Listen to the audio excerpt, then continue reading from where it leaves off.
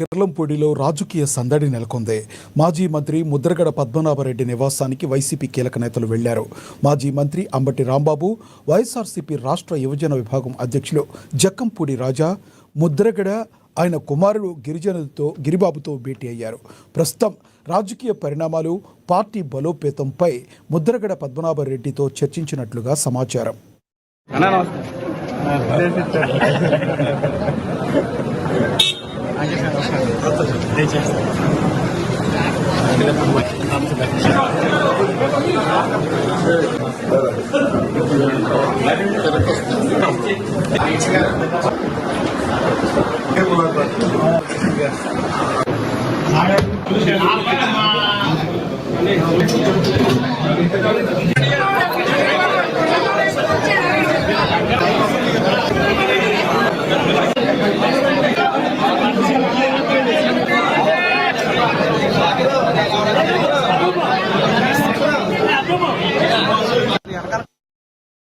సామాన్యుడికి కోడి మాంసం గుదిబండగా